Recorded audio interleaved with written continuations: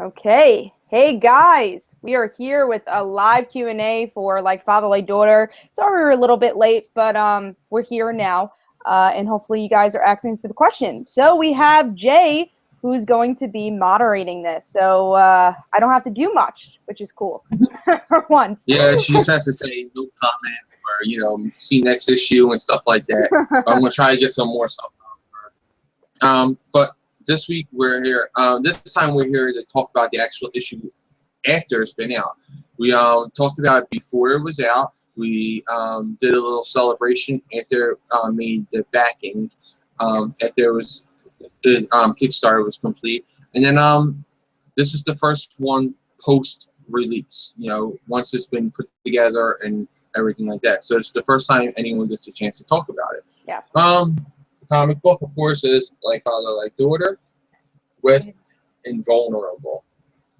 There. I kept thinking all day I was going to say Invincible because, the NV, both of them. I get confused too, and I'm the one who created the character. You're so much more prepared than me. You have the shirt and the comic. I don't even have the comic next to me. You have the shirt. I'm like such a bad promoter. See, I was an official backer. Yes. Got it. My first question is going to be, how does it feel to have your book out? It's so actually good. Physically out. It's not just digitally anymore. It's physically. You can actually hold the book. Yeah, it's which I want to do in a couple of minutes because I want to show a couple pages and ask you some questions about it. So later on, I'm going to take this off of there and bring it out and start asking about it. That sounds awesome. Yeah. So how does it actually feel to have it out? It feels really good. This has been a long journey. It's been more than a year. I've been writing this story for a while, but it's been about a year now that to try to get this book published, and it's been a long journey, and you guys obviously helped so much. And it's a little stressful also because I want to get issue 2 as quickly as possible to you guys too. So that's kind of the journey we're going on through now, and I'll obviously talk more about that as this Q&A goes on.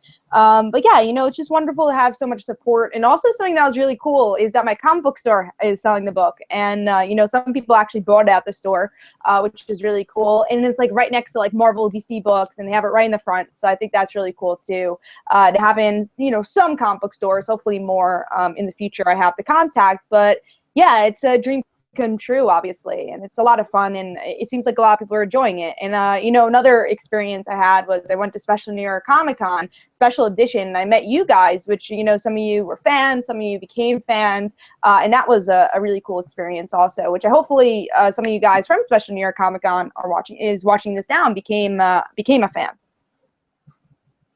So that's cool. I was going to mention both of those because it's really cool because you showed me a picture of it in your store, in your comic shop. And they're not just regular comic books. She signed the ones that are in her comic shop. So they're really signed books, which is something you don't see that much in a store. But they have them, and it's right next to Secret Wars. I mean, you got it right next to the Secret Wars book. So people who are just going there to buy Secret Wars, they're going to see it and be like, oh, what's that? Why is that put near it? So close and all around these books. Let me check that out. I think your comic shop, and I want you to plug them because I think they did a great job and they deserve a round of applause for that. So what's your comic shop again? Jim Hanley's Universe / Jim Hanley's Comic Books. I still call it Universe because that's what it used to be called, but it is called Jim Hanley's Comic Books. There's a Staten Island location and a New York City one. So be sure to check them out. I always recommend them.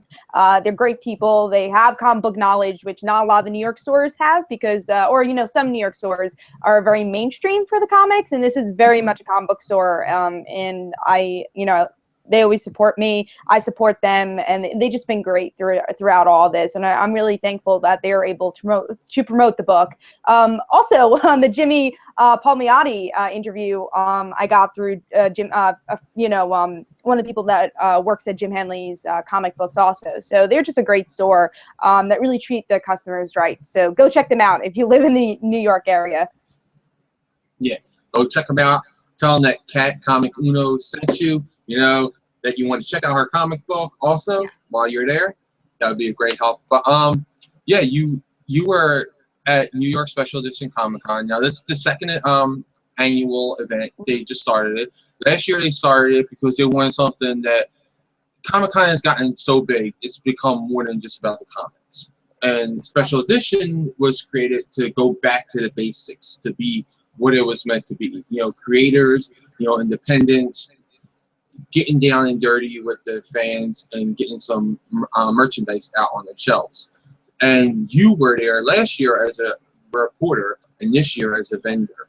You were there as a company. So how was that experience for you to be on the other side of the table, having people come up and ask you questions now? Yeah, it was weird because, again, when I went there, I was like, oh, I'll do some press work also and, you know, be an exhibitor. And then I realized you really can't do that.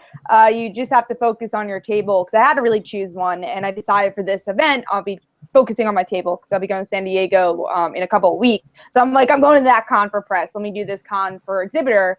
You know, just learn the inner workings of everything. And again, got to meet so many of you guys. We sold over 100. Well, we sold exactly 111 books, which was amazing, and a lot of new people reading it, a lot of fans, and that was so appreciative.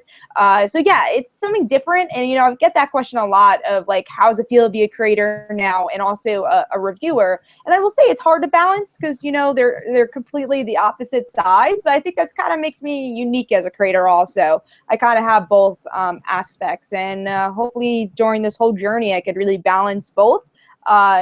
Yeah, so Others have done it. Yeah, there are other people out there who do it.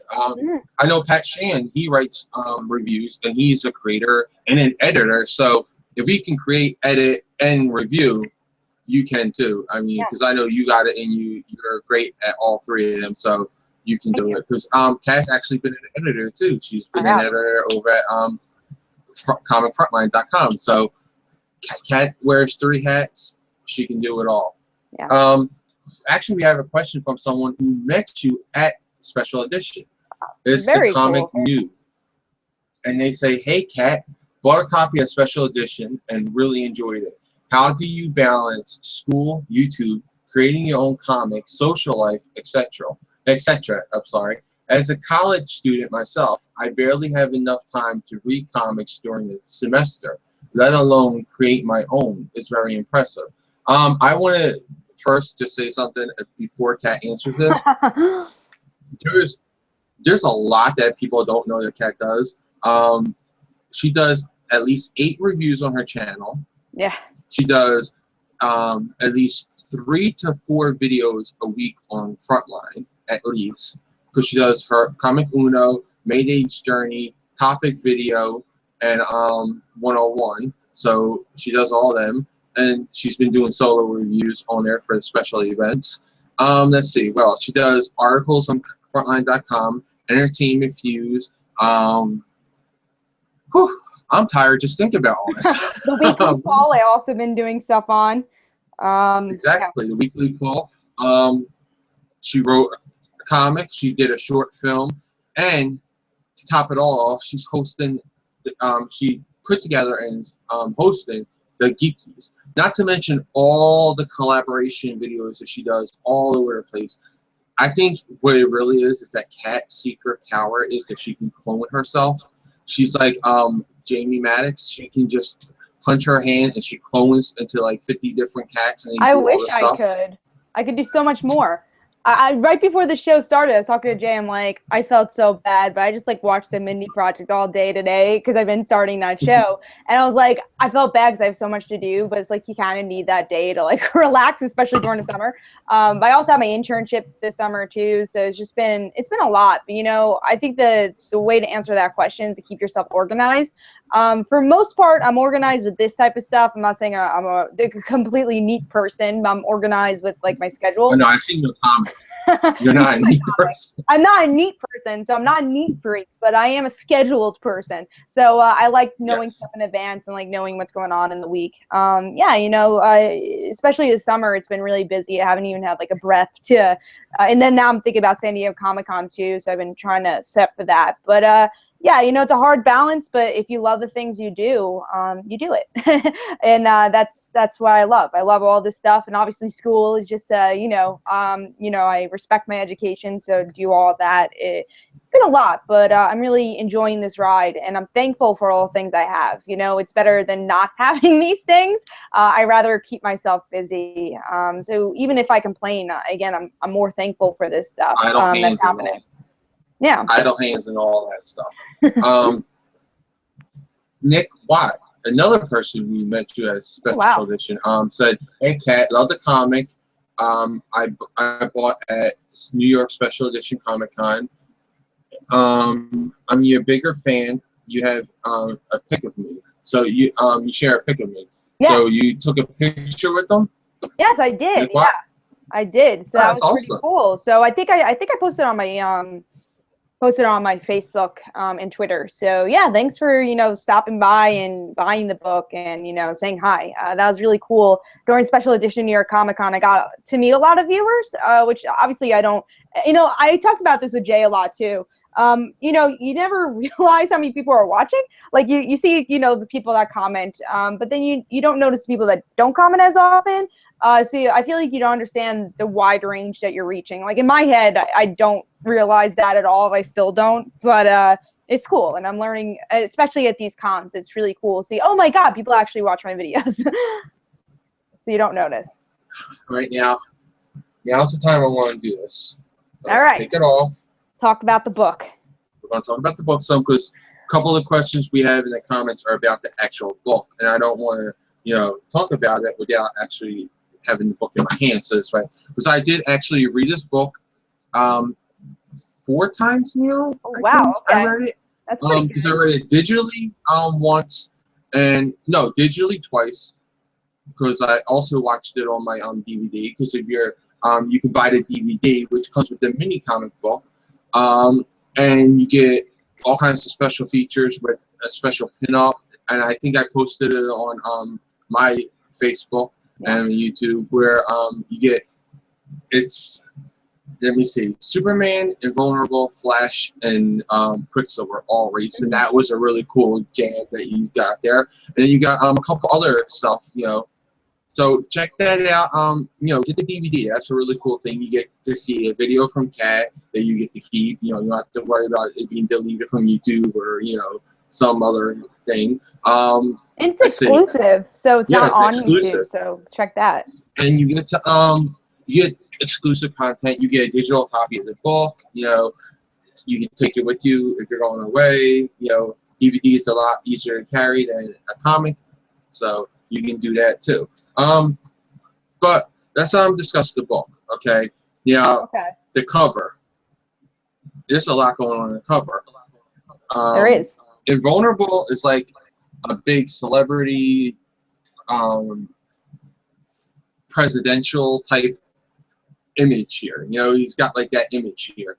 Because you have the, you know, American flag in the background. You could be a hero. So it looks like he's a beloved, you know, leader, but also that kind of girls have crushes on him because you see the girl like getting ready to kiss the poster, you know.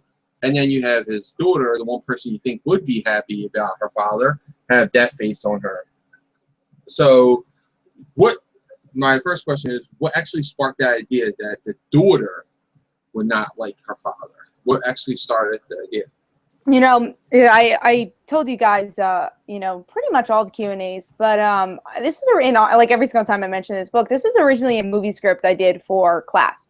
I took a screen writing class, and I came up with this idea. So, like, one of the first days that we had the class, you know, my professor said, "Oh, so you come up with some ideas, come up with 3 ideas." And I said, "Well, I know I want to do a superhero movie." And I always think father-daughter relationships are really interesting, or, you know, family dynamics are really interesting. So I kind of knew I wanted that. Honestly, I don't remember the time where I'm like, "Oh, I want the daughter to hate him."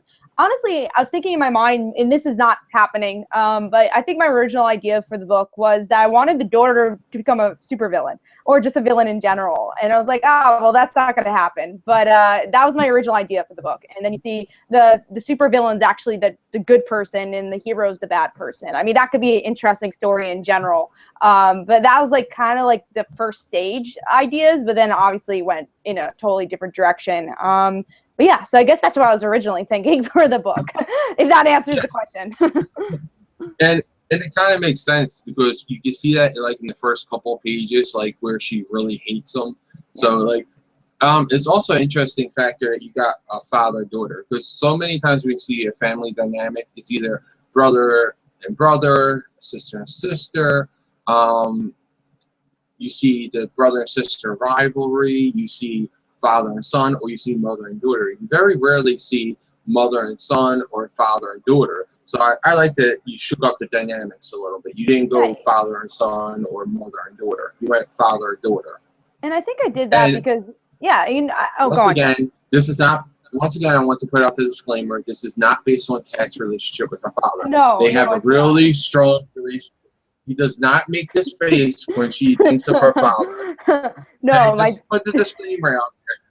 That's not the face she uses when she sees her father. You have to. Oh, I know you've been asked that. We've done a lot of these, and we always get that question: is this based on your relationship with your father? Every time we get that question, so I want to put that out there before the question came. No, I totally, because it's like everyone asks that question when, they hear the premise of the book. But I'm like, I have a really good relationship with my dad. He actually got me into comics, so we share that. We watch Arrow and Flash every week together. But, one of the reasons I think I did the father-daughter relationship is because I think a male-female dynamic like that is really interesting. Because, like, when you think of a, like, father-daughter relationship, is like, oh, you think of, like, the father calling their daughter, like, oh, you're my little angel, whatever. Yeah, daddy's little girl. He's really... Yeah, I remember when I was a kid, my dad was like, oh, little angel. But, I think it's interesting because a father is so overprotective of their daughters. So it's like this complete opposite, I guess, in this, because he ran away and you want to know why. And there's still, I will say, there's still these dynamics of maybe overprotective father, maybe not. So it's interesting. It's an interesting dynamic. So, yeah, that's what I was like kind of thinking also, I guess, in my subconscious of what is a father-daughter relationship when you think of it, is that the father always wants to protect the daughter, even if the daughter could protect themselves. And we have another question from a viewer, and it's, do you eventually, and this is from the Amatron12345, do you plan on eventually adding takes on your favorite heroes into this universe, either full-on versions or just slightly based? So will we see other, because this has been brought up also, will we see other heroes? Not, we know the first issue is just Invulnerable is the only hero in the universe, but will we see other heroes in your universe? Will you introduce any other superpowered beings? Well, if you read the first issue, you do know that there is another superpowered person, which I'm finally can reveal this. I've been keeping this a secret for so long, but even from me. Yes, even from Jay. Even from Jay. I did not tell him any of this stuff, but because Jay did not want to know. So he does not know any of the plot lines that are going to happen and the twists and turns that happen. But, Casey has superpowers. And my idea from when I had this in the first issue is that you become your own worst enemy. And that's what Casey becomes, is kind of her father. And obviously she hates her father. So how's she going to deal with this? And we'll discover if she wants to. I already said she won't be a supervillain, but we'll discover if she'll go the hero route or if she won't, or, these internal questions. Or she'll be like Kat and just be lazy and watch TV. I think that'll be the whole next issue, is that, she'll have a roommate called Kitty Pryde and Spider-Girl, and we'll find out what happens there. But no, in seriousness, she's going to be, she's going to discover her powers a lot more as the series goes on. And will there be other people without powers, doing heroic things? Yeah, there will be. So that's a little tease I'm going to give. That was another question that Amatron had. Have you given any thought to having non-superpowered heroes in the universe, a sort of Batman or Iron Man, to play off the rarity of actual powered heroes? I'll say in the first arc, and the first arc is about 10 issues. There will not be anyone with tights that play that heroic role. There might be non-powered people doing heroic things, but no, there's only going to be yeah, there's only two people with superpowers in the first arc. Cool. All right, let's talk a little bit about that, because you already mentioned that. Yeah. Jay froze, looks like. May I froze? I don't think so. Let's see. Jay froze, I'll answer some of your questions if he did. Let's see. I think Jay froze out, so I'm going to answer one of your questions as we wait for Jay. All right, so let's see. Let's see. If I haven't answered all your questions. It looks like I have. So guys, if you're watching, please send questions. If you read the first issue, if you're just interested in the book in general, my writing styles, you know, definitely ask in the comments. So as we wait for Jay, I guess I'll stall. Yeah, Jay just sent a message. Hold on. He got cut off, so he is going to be right back. So yeah. So the first issue, again, just try to ask some questions as we wait for Jay. So the first issue is out if you haven't bought it yet. It's in the description if you want to buy it. So Jay just got knocked out. So yeah, and then the second issue hopefully will come soon. I will give some teases as this Q&A goes on for what's going to happen next with the second issue. Very excited about that because I will say the second issue is a bit more nerdy. So if you enjoyed the nerd references in the first issue, it seems like a lot of you guys did from the tweets I've been getting. You guys enjoyed some of those Spider-Man references, some Supergirl references in there, which I really enjoy a lot. And you're going to get to see a lot more nerd references as the series goes on, but especially issue 2. So yeah. Look forward to that. We're going to be introduced to a new character, which in the cliffhanger, you do get to see that. Stephanie said that she needs to ask the superhero human dictionary, which is Wesley, how invulnerable got his powers. Maybe Wesley knows. So we're going to meet Wesley in Wes in the next issue. And you'll learn a little bit more about his character and his geeky side. So you're going to see a lot more geek references because of him. So excited about that.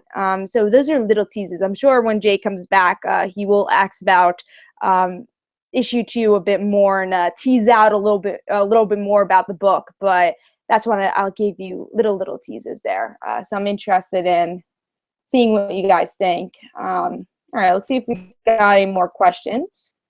We got one more. Yes. Yeah, and guys, keep asking questions. That'd be great.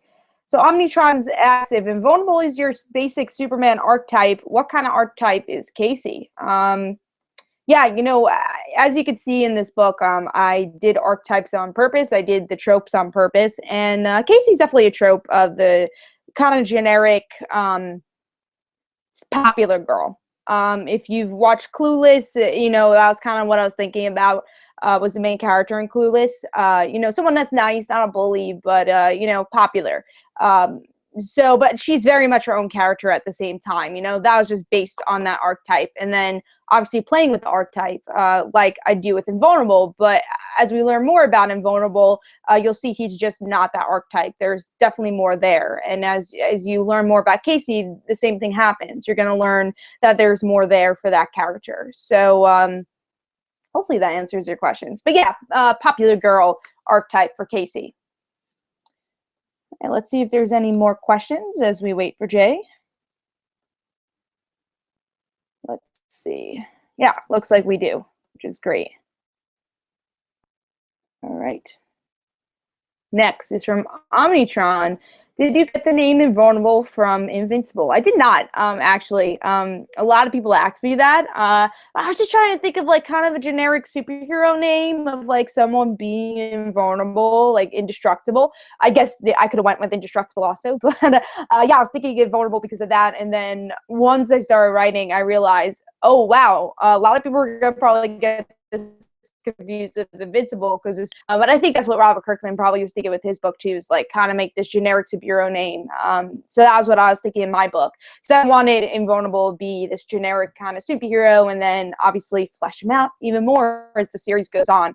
But I do get that question a lot, and me and Jay talk about that a lot too, because we're always well, at least Jay always says Invincible, because you know we obviously review the Invincible comics. It rolls off the tongue, so it is, you know, plays closely to the name, but I wasn't really thinking about it. All right, moving on. Knock knock, it's me. Do we learn of all of Vulnerable's powers in the first issue? Just got here. Not sure if this was answered. It was not answered at all. Thank you for the awesome question. So from the first issue, you learn that Invulnerable has super strength, or, you know, yeah, super strength, but he's also his skin is invulnerable. He's invulnerable, so he can't get hurt. He can run really fast. Those are his two big powers. I don't think we saw his jumping skills in, I think, the third issue or second issue.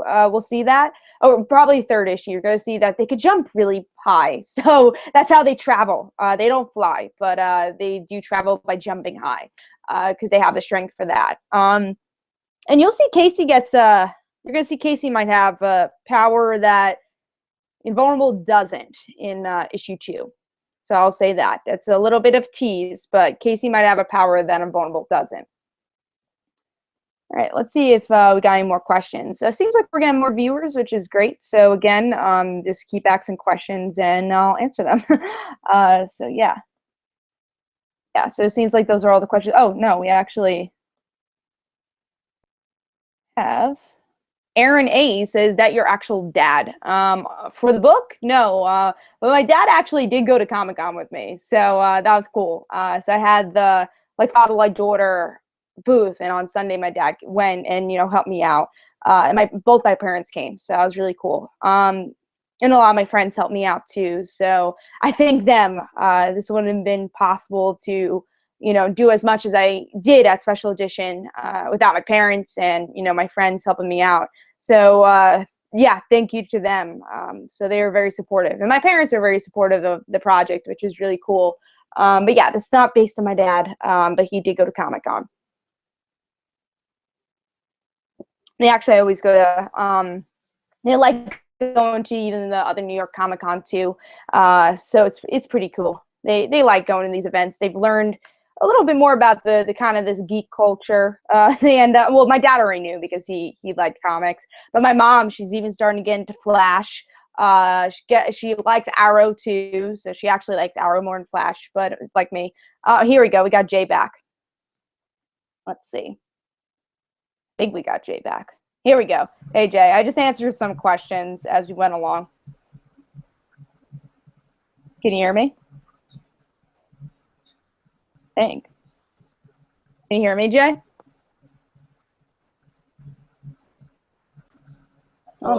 Hey, can you hear me? I'm sorry.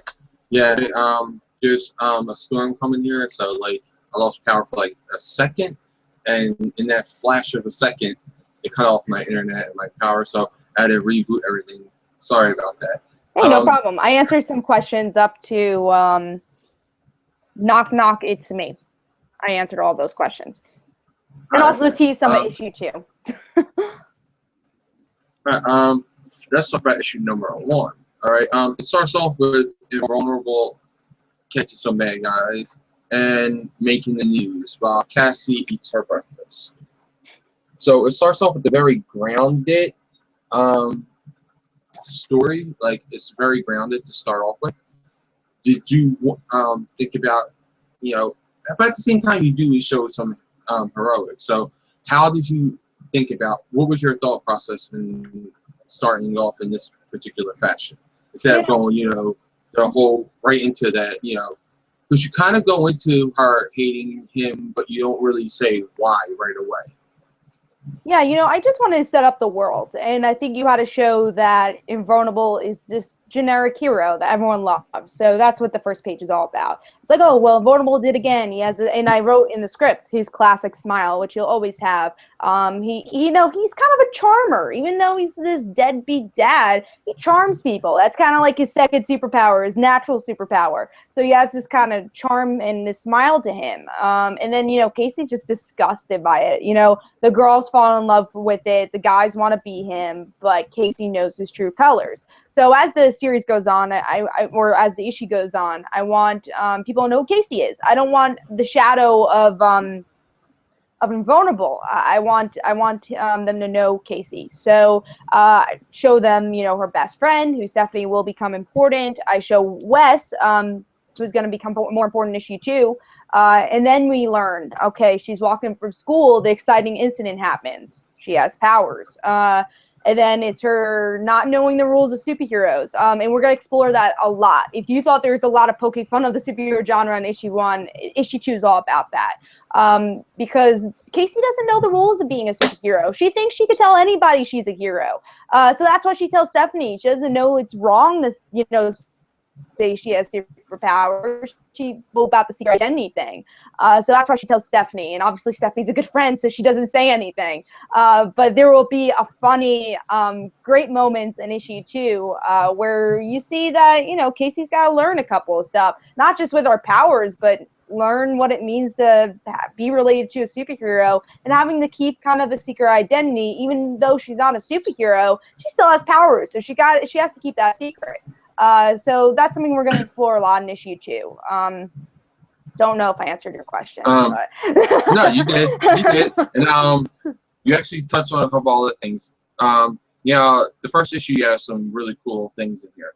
I want to say you did a really great job describing high school. And, yeah. and also I want to say that, let's see, just the Pencils and Inks are by Wayne A. Brown. And he did a great job conveying your words into art and showing you what high school actually pretty much is. Like I know in Philly we have smaller high schools, but Jersey, and I have seen schools there, and you did a good, depiction of what a school looks like for drop off in the morning with the buses and the cars. But one of my favorite things about the high school scene was this right here.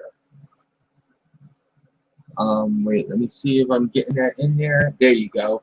The little the dolphin, the sailor dolphin. I had to know, where did that come from? Was that your decision or was that the artist's decision? Like, did you say I wanted, a cool mascot in there? I said I wanted a dolphin. Well, in my grammar school, we had a dolphin mascot, so I was like, that sounds pretty good. For my high school, I had a Viking mascot, so I'm like, I don't really want that, so I used the dolphin. So it's kind of, I guess, personal reasons I used it, but they made it look cool, so I give that to the artist. I just said random mascot dolphin in the background. Oh yeah, as soon as I saw that, like I was focused right on there. So yeah. And that's why I wanted to bring it up, because I have not asked you about that since I read it. So not as you said about how all the girls want to be with him, all the guys want to be him. Even Casey's boyfriend wants to be invulnerable. How does that, as a character, how does that make her feel? Like her. First of all, I think it's a little creepy. If he actually knew it was her father, but it's a little creepy that your boyfriend wants to be your daddy. That's just a whole other issue. That's just like a whole other issue. But how does that affect her? Does that affect your relationship at all? I'm going to say, I mean, you're going to see this a lot in issue 2 because you're going to see a bit more Jesse, but he's kind of a sucky boyfriend. And that's why Stephanie gives that look. A lot of people that read it, they were asking, oh, is Stephanie jealous or something? It's like, no, she's actually being a good friend by saying like, oh, I don't really like him, but I guess I won't really say anything. But like she kind of nudges of like, oh, of course, Jesse. Like she nudges that she doesn't like him, but he's not a good person. And you're going to really explore that in issue 3.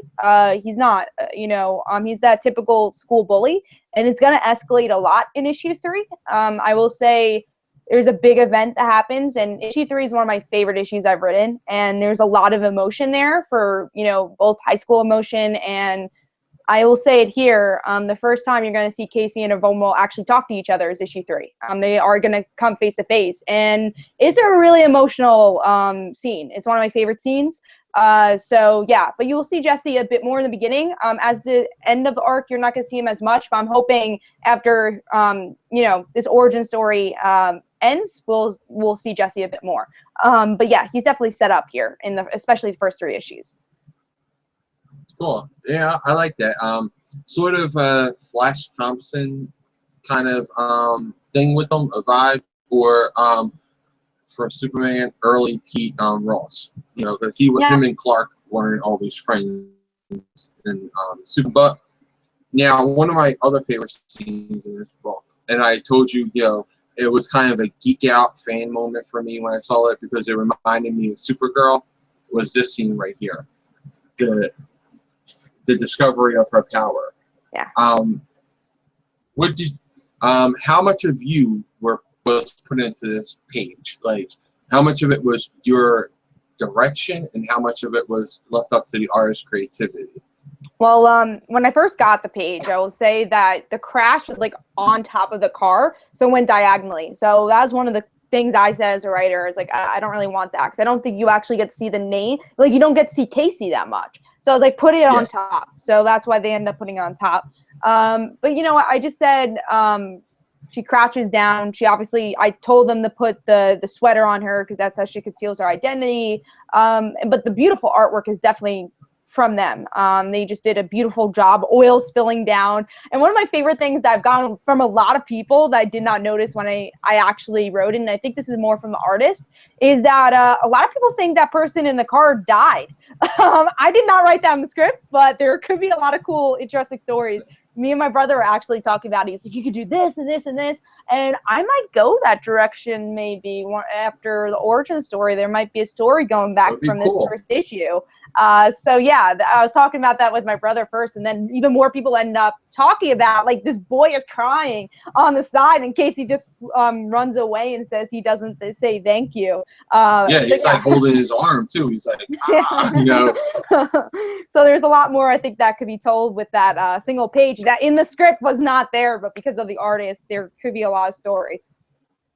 Yeah, the artist does a really great job at conveying the emotions of Casey and what follows. Like right there with her just biting her lip and her feeling lonely on the couch. I really like those touches that the artist did. That for me really was great to see visually, and you know, so I really like that. You know, she felt alone even when her mom was there. She still felt alone, and then of course she has her best friend Stephanie, who becomes sort of her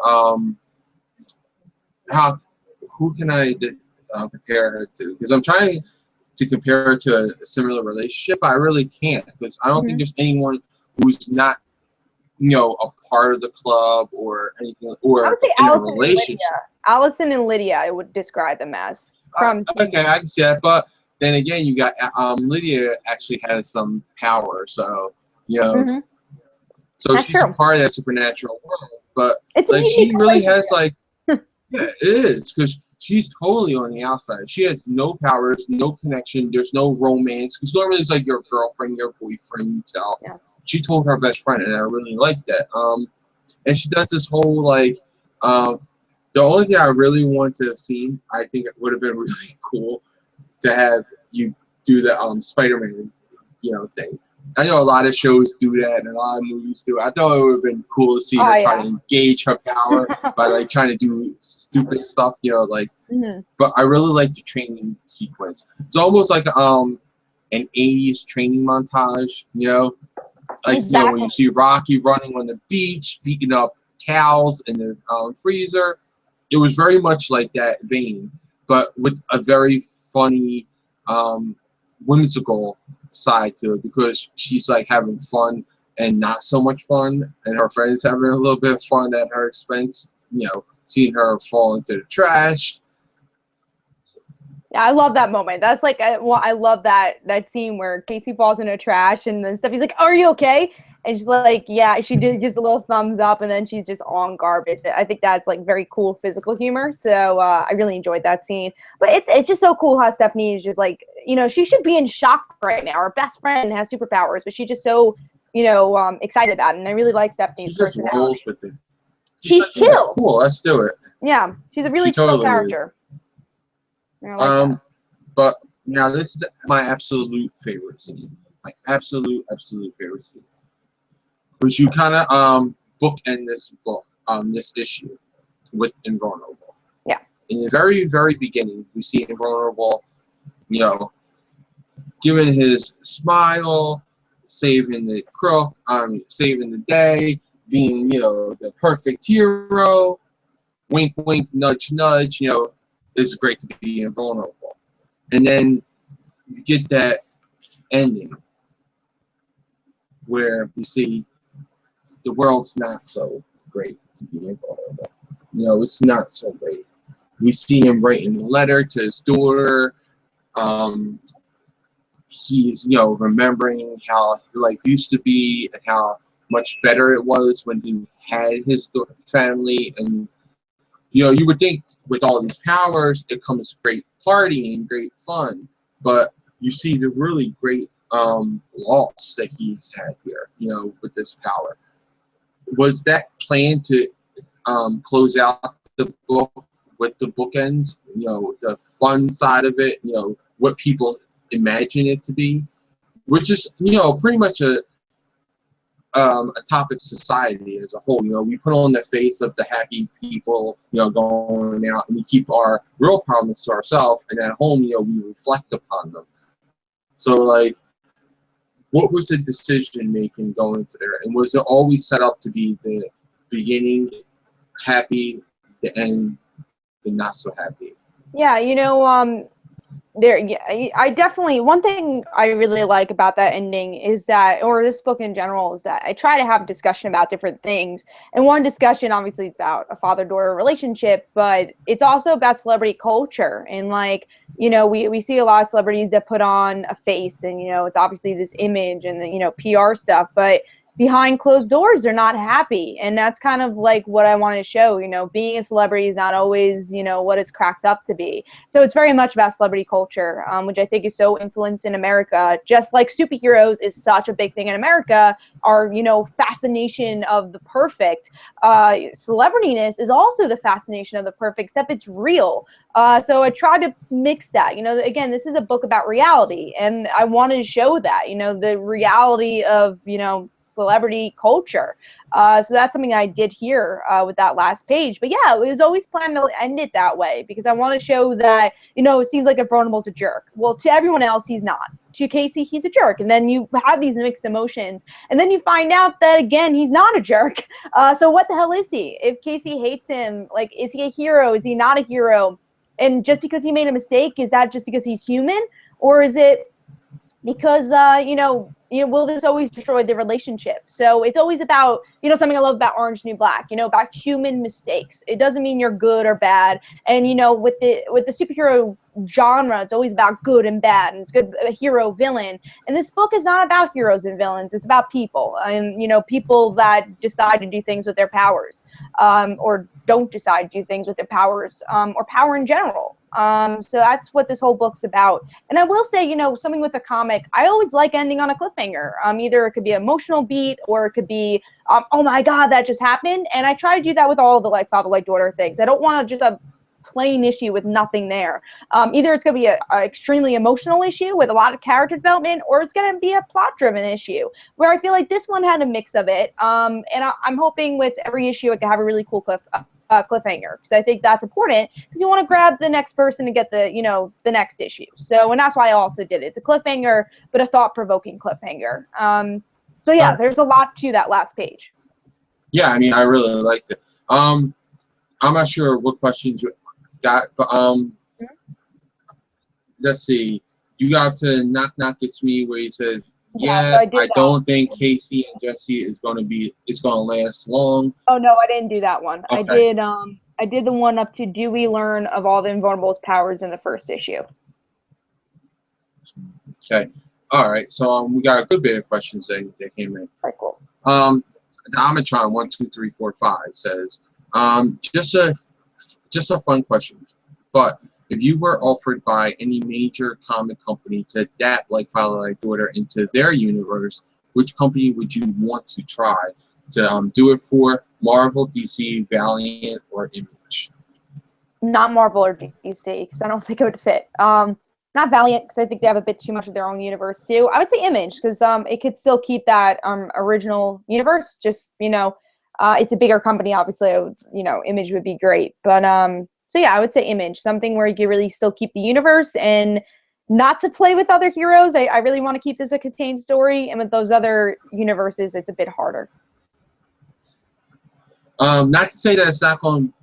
Invulnerable is not going to see any other heroes because we're going to touch on this later. There is Heroes Ignited, but that's for later. So just remember, Heroes Ignited, Short Fuse Media. So let's see another question. Jeremy says, "Hey Kat, so what's your favorite part of the comic creation process?" I would say discovering things.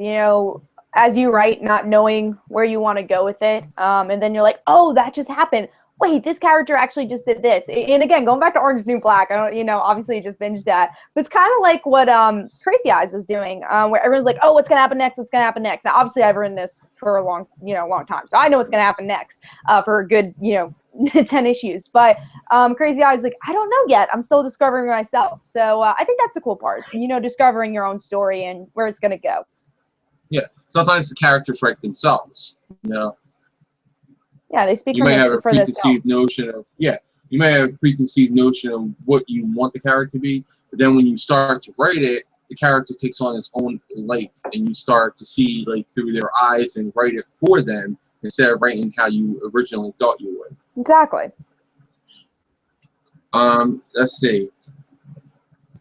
Chris Farrell says, I think there's a lot of folks that are liking Flash more than Arrow. Hell, even think I host an Arrow, even though I host an Arrow podcast. Yeah, I was talking about my parents getting more into the superhero stuff. So I said to my parents, my mom's even starting to watch Arrow and Flash, but she likes Arrow more, and obviously I do too. But yeah, so I was just talking about that they're very supportive. And really likes into it. Our mom really likes the Flash better, but she just appeases Kat and says she likes Arrow. She knows Kat would drive her crazy if she did. See, she can miss Flash. I've seen her miss Flash before, but she can't miss Arrow, so I'll give her that. All right. It's just 82 says, I believe you said that like Father Like Daughter was based on a screenplay you've written.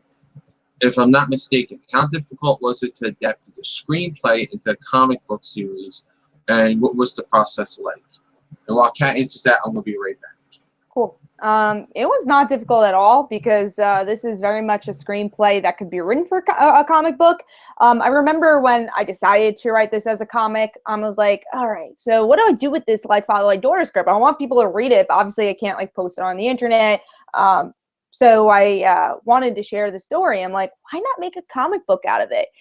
So that's what I decided doing, and it's kind of easy to adapt it. Honestly, even the pages I wrote, the way it's structured, it usually ends up ending on a good cliffhanger, just really good pacing, because it's a quick script. It's only 90 pages, so that's literally the least amount of pages you can have for a movie script.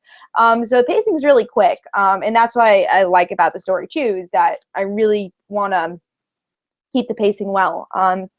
So yeah, it wasn't that hard to adapt it. I'm sure with other scripts, I'll either write in the future or I'll use. It'll be a little bit harder to adapt it to a comic book, but this one was really fluid. It was very easy. So I should back. Yeah, it's also I would believe to be easier to translate a screenplay into a comic than say a novel into a screenplay or a comic, because the writing format for a screenplay is a lot like a writing format for a comic, because you got to give direction, details on what's going on. Where in a novel, it's more about you're writing it as a part of the story, so it seems more fluid. where like screenplay you say exterior, you say where it's at, and it's just like when you're writing this script for a comic book, because you're telling the artist, you know, this is at night, you know, this happens, panel 1, panel 2, you know, page 3, you know. So I'm pretty sure like it's not. I think Kat would have a harder time translating it into a novel than she would have a comic book. Oh yeah, 100%. It was a lot easier because the format's very similar. Also, Jay, Tevye asks questions onto my thing, so you might not see it. Like where I, you know, on the bottom where I say ask questions, he asked over there. Yeah. So that way you just know. Okay. Let me go see. Let's see. Yeah, I don't see him yet, so I'll get them in a minute. I'll post it. Okay. All right. While Kat's doing that, I'm going to ask I'm going to read another question. Let me see. There's those. Mr. J, I don't know about history and depth. To him really pulls me in, and I also like Jessica's aloofness. Will we get to see more of Jessica and Invulnerable and Jessica's relationship before he left? Because we see with him, with the ending, that despite the fact that Casey hates her father, he does care for her, and he has a heart.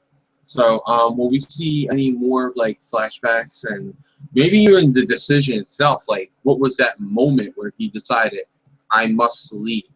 Like, will we see any of that, Kat? There are no flashbacks like those. There's gonna. I'm gonna try tiptoeing around this. There are flashbacks a lot farther than that, but there's not flashbacks of when Invulnerable leaves in the first arc. Will we see more of Jessica? Yeah, definitely. Jessica's gonna become important.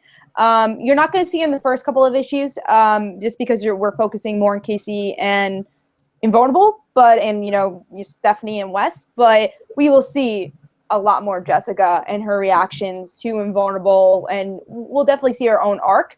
But it'll come towards me like the 5th issue or something, you know, a little bit more down the line. But we will definitely see more of Jessica and her reactions, but not so much. There's something going on with her. I see there's like something going on with Jessica. Yeah, you'll have to see. I think that's the theme with this book, that everyone is not what they seem. So, you know, I think not everyone is what they seem in this book, because it's sort of a theme to everything in this book. And I like that. Mm-hmm. All right, Tevye asks, Kat, I'm just wondering, would your comic cross over with Invincible someday? Just wondering.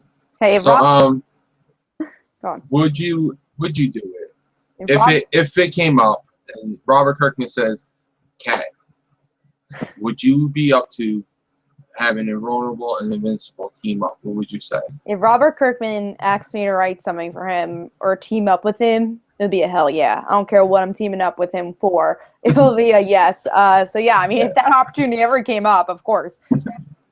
Yeah, I mean that would be just like, that would be career suicide. If you say it's no. Like, ah, no, sorry. that would be in your bitter memoir when you're about to die, like, and I could have had it all, but I said no to Kirkman. It destroyed my life. I can see Kat like drinking, smoking cigarettes. I threw it all away. So yeah, she would. That could be another comic book. Mm-hmm. Bitter old Kat. I will so make that comic book if you guys demand for it. It all started on the day I denied Kirkman. Let's see. Tevye also asks, Kat, I am just wondering, how is your character going to react to her father not being a jerk? So will she find out that the other side of her father? It's going to be a journey, like I've been saying, this book is very much about father-daughter relationship. So it's going to be, obviously Casey's not going to like turn the other cheek right away. And I will say, she meets Invulnerable face to face in issue 3, but she's not going to be like, oh my God, you're such a nice guy. I love you, Dad. Oh yeah, you left. Who cares? It's very much about it's very much about their journey. It's a question of, will she ever forgive him? How will she forgive him, if so? And this book is very much about finding an origin story.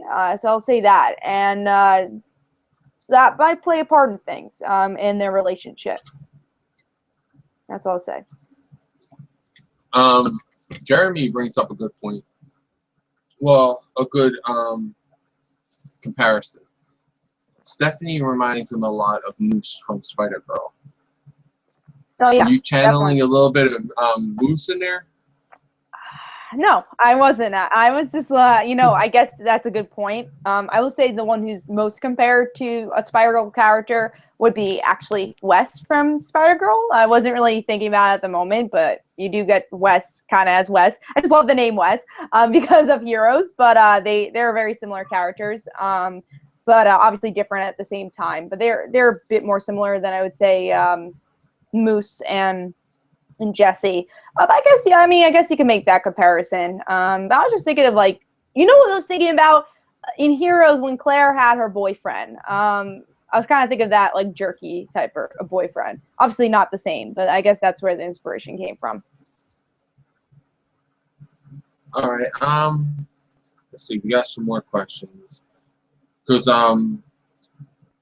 we got the issues out, so we do know with the big tell anyone. Not even me. Hey, Jay, can you say that again? I try to get her on previous can you say it again? to spill it a little bit. You're I'm sorry. The storm's coming, so. Bane, a storm is coming, Mr. Wayne. I'm sorry. It's the internet. Goes to the storm. So what were you saying before? Was I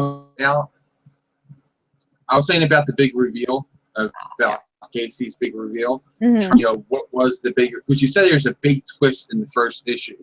I kept trying to get it out. You wouldn't even tell me privately. So you know, we know that she is that. So do you got any questions? Anybody want to know anything about Casey? Ask in the comments below. And while I'm doing this, I want to read another question. The Amatron says, so could Invulnerable hold his own against Superman in the fight? Now, I just have to say no. I would say no. Definitely no. I mean, and I think that's a great thing about Invulnerable. Cat doesn't make him, oh, he's faster than the Flash. Oh, he's stronger than Superman. No, he's just strong and fast. Yeah. There's no, oh, he can beat everybody.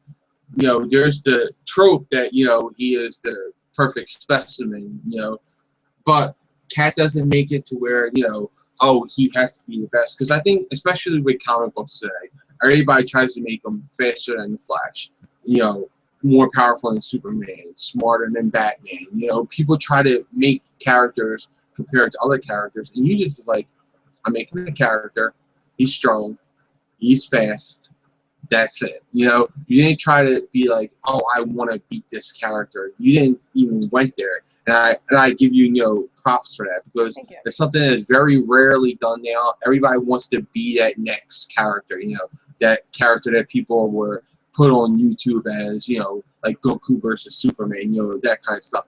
You're like, no, my character's strong, he's fast, but he's not on their level. And I like that. And I will always say that. I remember there was the picture of, oh, is he faster or Quicksilver? Is he faster or Flash? I said, no, he's not. And then, again, when you said about the Superman thing, he's not. He's not strong as Superman. But what I like about this character is that he has his faults, you know? And like I was saying before, like, even his powers has their faults, because he's not the strongest person in the world. It's kind of like, that is kind of channeling Spider-Girl, where it's like she's trying her best all the time, but she's not the strongest hero in the world. It depends on your actual personality to be the strongest hero you can be, not on the powers. So that's something I did a lot with this book. So that's something I was thinking about. I like that. I like that.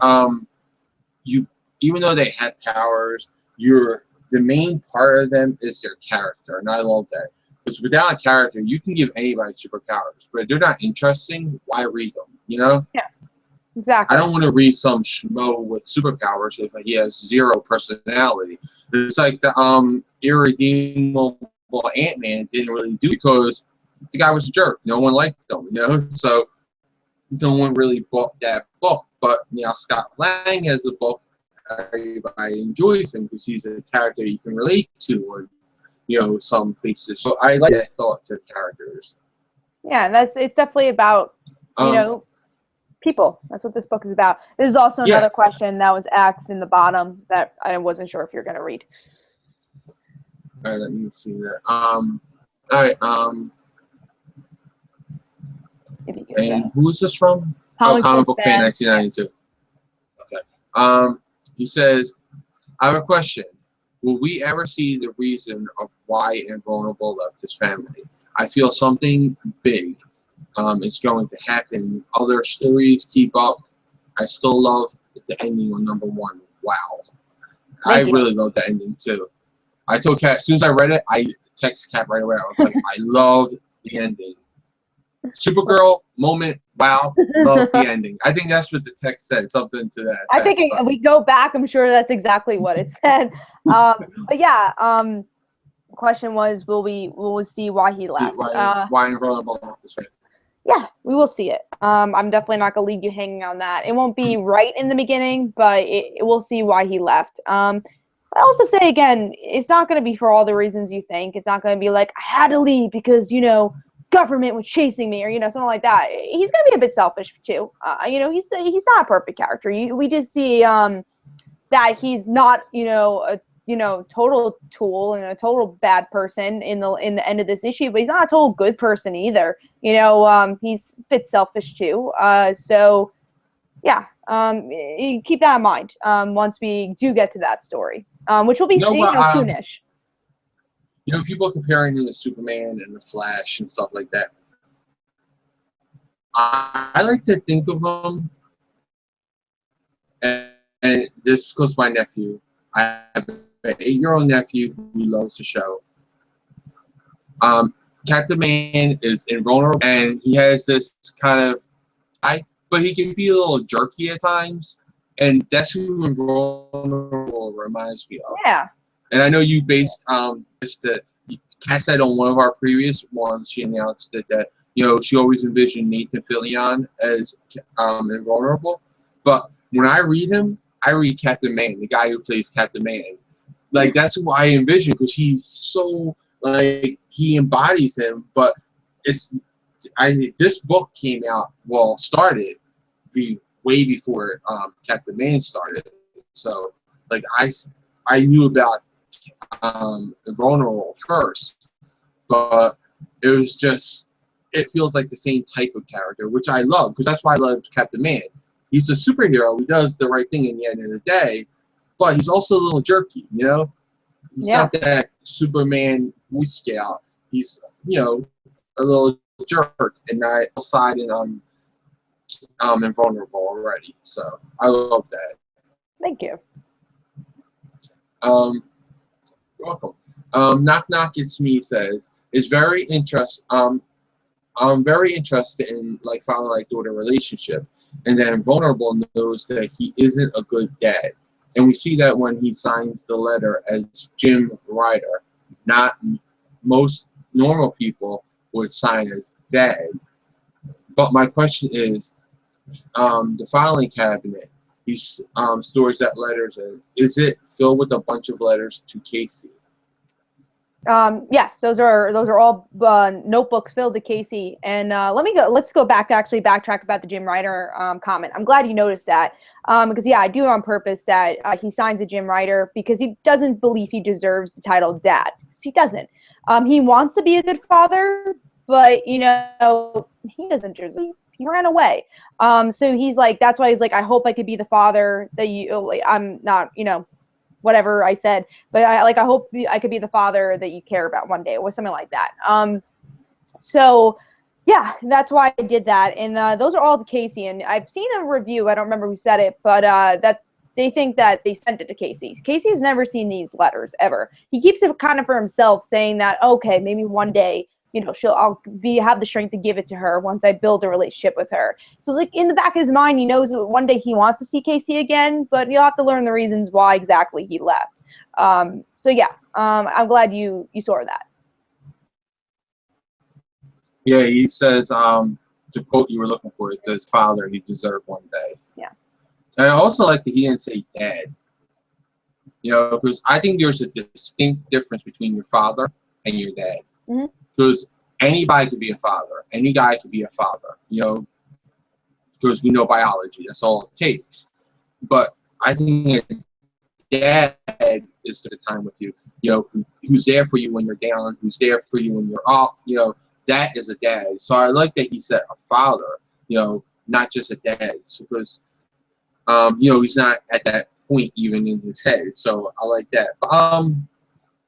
Bringing up the Jim Ryder thing, are all of them signed Jim Ryder, or was that something that you think happened over time? Like, we started them out as dad because, he came off of being a father to her, being her dad. No, they're all signed Jim Ryder. It was always signed Jim Ryder in my mind because he started writing this when he did leave. So once he started getting lonely and says, "Oh well, maybe I shouldn't have done this," that's when he started making these journals. So they're always Jim Ryder. But I will say, I'm glad you made that point about the dad thing because that's going to come into play. It won't be first, second issue. It won't, it'll be farther down the line. But that comment you just made will definitely play a part in a big scene. Cool. And I like that. It shows right away that in his head, he had already broke down the fact that he's resigned. By signing it, Jim, you see to the father anymore. Exactly. Hello? Yeah. Sorry, the storm. I apologize to everyone. Let's see. Any more questions? I'm reloading the comments too. So yeah, there's a couple more. I see. All right. Yeah, I see a couple more. So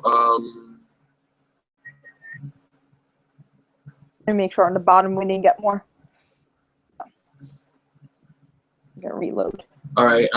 She already said about Valiant, Tevia. So that question was already answered. She said maybe Valiant actually because it's the one. No, she said mainly Image because Valiant sort of already has its connected universe, its joined universe, and Image is pretty much a universe of universes. It's a multiverse more than a universe. Tevia says, question, I'm just wondering if Invulnerable's character like Superman or like Invincible's father, who is complete psychopath. Just wondering. So, all right, we have two scales on the meter. We have Superman, ultimate good guy, Boy Scout, eats his Wheaties every day. Then we have Invincible's father, not the Boy Scout, who pees in people's Wheaties every day. So where at on the scale is he? Like, where at?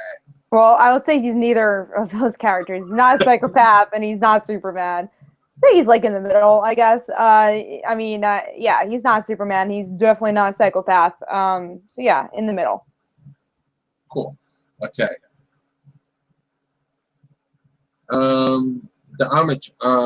Damachan says, when you eventually bring in vigilantes, are they going to be actual traditional comic book vigilantes, or more like your basic ski mask and black outfit kind of vigilante? If I do, that's a good question. Yeah, if I do bring in vigilantes, the people that don't have powers, who might be helping out, are not going to have costumes at all, actually. So none of the above. See how Kat does that? She already has that down pat. She answers the question but doesn't answer the question. She already has that part of the job down. Knock knock, it's me, it says. Fun question. Since you wrote this as a movie script originally, would you like to see who would you like to see play the characters? And that we already touched on that because you said Nathan Fillion for Invulnerable, So now the cat has revealed this in previous discussions. Yeah. But how about Casey? Casey would be Ashley Benson from Pretty Little Liars. I think she looks a lot like Casey and could play the character. All right, Stephanie. I'm trying to think who I picked as Stephanie. I have to look back. I don't even remember. Check out my topic video. I made a topic video a while back about who I want to play the characters, and I do not remember who I picked for Stephanie. And it's also in either previous Q&A after the book was funded, or it was doing right before it was funded. So check out those two. I know in one of those she reveals the who it was. And the final one would be, I guess, because we have Wes. He's not in this book, but who would you have cast for Wes? He's not in this issue yet. Dylan O'Brien. Come on, you always gotta pick Dylan O'Brien for something. Dylan O'Brien is going to be if Kat ever got it as a casting director, Dylan O'Brien will be set for life. That kid would never have. That kid would never be worried about paycheck at all. Next one would be Jessica. Who did you see? From Firefly. I'm thinking her name. The one who's Envy. Envy. I can't think of her name. I can't either. Yeah, the one who played the alien on V with the short hair, and who played Jessica on Homeland. That's the person I would pick. Don't know her name. I'm so sorry. Great casting, though. I really like. I would like to see them all together. Yeah, it'd be weird. They all do a movie someday, and just connect it. It would be really weird to see. That would be weird. Someone's listening to these podcasts if that did happen. All right. Oscar Ramirez. Hey, Oscar. Haven't seen your name before in a comment. It says, "Hi. I just got here. I'm a fan. My recent questions do not know if I'll go out out of the topic, but what do you think of the new thing that Marvel is doing, and what do you think of this soft reboot or stuff that's happening? You know what you could, Oscar, you can come back on Frontline.com and ask us that on Monday night about 10:30, because that's when we're going to do Frontline Live. Totally recommend that. This is great question though, but this is about father like daughter, Kat's comic book. If Kat wants to answer it here, she can. But no, yeah, I agree. We'll save it for another. Try and promote her book for her. Yeah. So thank you. You're welcome. Well, great question. Yeah. Great to hear from you. CO397 says, "I'm late for coming on. Welcome." And wants to know, I just want to say I freaking love issue number 1. And I can't wait for issue number 2. That means a lot. I think Kat, Kat did a great job on number 1. I think it's great that people are saying that in comments that they like number 1, that they want number 2. Because I told Kat when I read it digitally, I want number 2 now, and she said I have to wait, because she's mean. True. I am very mean. No, Kat's the best person, but yeah, she did tell me no, I had to wait. That was true. She did tell me I had to wait. But more people go out and buy it, the faster you get issue number 2. So if you go out and support like daughter, you buy the issue. That helps one and the production, because producing a comic is not cheap or free. So please go out, support the comic book. If you want to see number 2, best way to get a number 2 is to buy number 1. Yeah, so please support the book and even spread the word. This is another thing I'm in the process of doing right now, is to spread the word enough that way we can get to issue 2. Yeah. In the comments, there are a link to buy the book.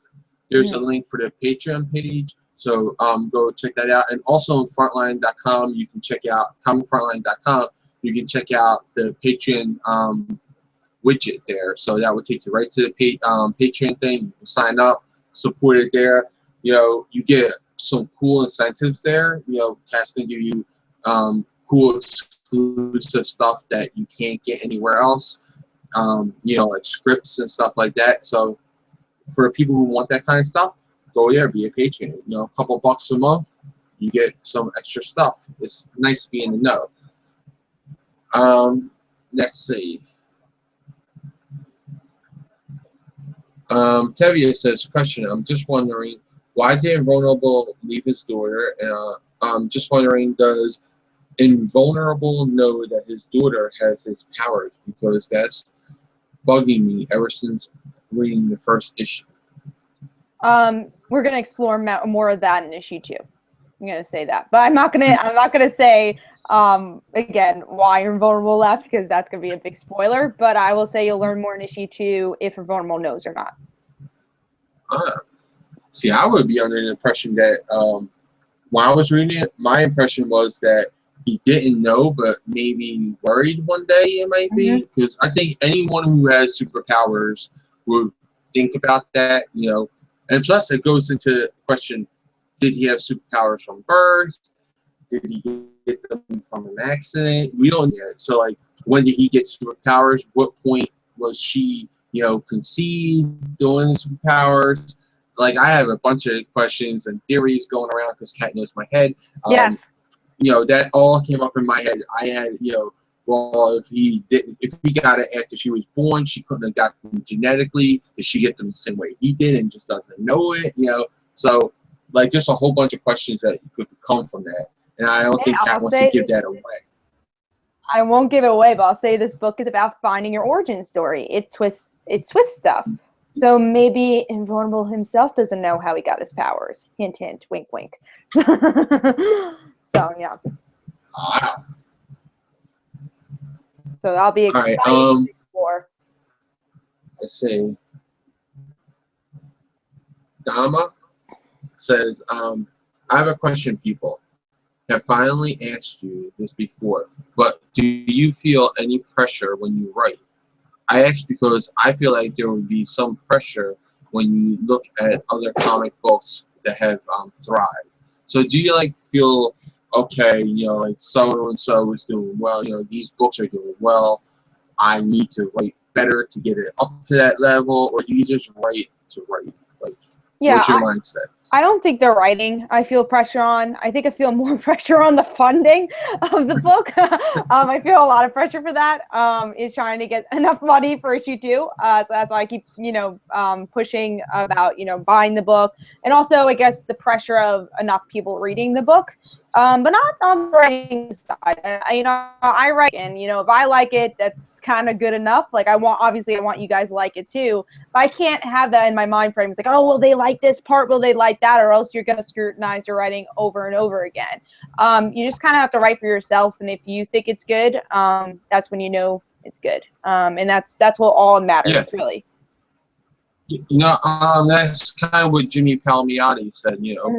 At the end of the day, you can't write for everyone. You can't write for what, you know, anyone else wants. You have to write a story that you would want to read. And I'm just saying, you know, this story that you may want to read, but it's also a story I want to read because I loved it. I believe I gave it a 4.5 when I did my review. You put it in your top 5. Check out my channel. Yeah. Yeah, it made my top 5 that week because I read it as soon as I got the digital. Did a review, I think, that same day, and that week it was in my top 5. So, you know, I did it before I got my physical because I couldn't wait.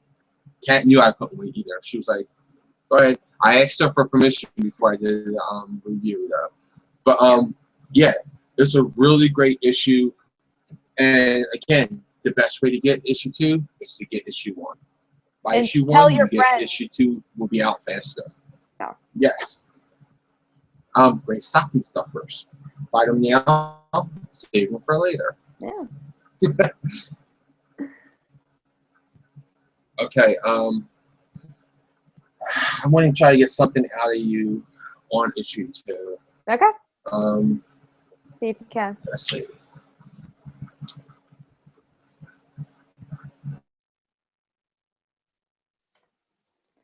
I think Jay paused. Let's see. Hopefully he didn't totally pause out. But if he did, please ask more questions in the comments, and we'll answer them. Because again, Jay did say he had a storm by him, so that might be the reason he paused out. So I'm gonna text him, see what's going on. You paused out. Okay, so we'll see what Jay says. So let's answer some more questions. So definitely ask more. We have a little more time. Make it about a 2-hour show, which I think, how long have we been in? Yeah, hour and 15. So we have time. All right, let's see what your questions are. Okay. Oh, there we are. We got Jay back. Sorry, the weather's screwing up. You know, always the luck. But my question was, we know Wes is coming issue 2. I was just going to text you the question so you can answer it, but while it was screwing up. But we know he's coming in issue 2. How will he be introduced? Well, you see in issue 1 that that Stephanie, says, "Oh, well, guess what? Who we should ask about Invulnerable's origins is Wes. He's a superhero dictionary." So we get to see that, and I will say that Casey's a little rude to him when they first meet. She's very blunt. I won't say rude, very blunt. So it's really interesting back and forth, I will say. It is right in the beginning of the issue. And it's really all about the 3 of them. Because this whole series is not just about Invulnerable and Casey. It's also about these 3, being friends. And, Wes becoming friends with Casey and Stephanie. So that's the fun part, is like this kind of misfit being friends with these 2 popular girls and, how they find each other. And then you get to see the 3 of them become a lot closer. So yeah, it's definitely about their friendship or at least the start of their friendship in issue 2. So that's the big part of issue 2. I like that. The way you said it about the misfit with the popular girls, it's sort of the opposite of what Buffy did with Xander and Willow. Mm-hmm. They were the geeks who took in the popular girl, Buffy. So it was kind of like, I didn't think about that, but it is. Yeah, it is definitely a twist. Again, there's some tropes that I don't even think about that I'm just like trying to play with because, like, obviously. Oh, yeah, I mean, it's not a direct correlation, but my mind, I connected it because I always like to relate to other things because it helps you, see people in different ways. So I like to relate to, other topics and other discussion on other sources. So let's see if we have any more questions. Yeah, I think we had 2 from Jeremy last I saw. Yeah. I'm going to reboot the questions. I'm reloading them. So while I'm reloading the questions, also tonight because of the storm, so I apologize for that. But so let's see what else. All right. Well, issue 2 had the same exact art team. Yeah, they will. The whole. Okay, cool. Because I know, especially with some of the smaller indie companies, and this is a really small indie company because, in case anyone doesn't know, Father Like Daughter is the very first comic book published by Short Fuse Media. So this is a very, beginning of the company, and Kat's on literally the ground floor. She's built the foundation for this with her book, even though they are having their own universe. And they've been doing it, they do a great job at making, comic books for yourself. You want to see yourself in like a short comic book, action figure, check out Short Fuse Media also. Yeah, all right, let's see. Let's see what we have here. Going to newest first. Jeremy, hey Kat, quick retail question. Will you guys try to get future issues and Diamond previews? I'll say it's been discussed, but since we're really indie company, at the moment, I can't think of the word. Financially, it's not really possible. It'd be way too much money to actually do it. But if the book becomes big enough, it's definitely an option. We're trying to get on Comixology right now, so that's kind of the bigger thing. But it's an option. The book has to get more popular before we do that. Let's see. Jeremy also asks, it looks like Invulnerable and Jessica's romantic relationship is done. Is there a possibility of Invulnerable finding a new love interest?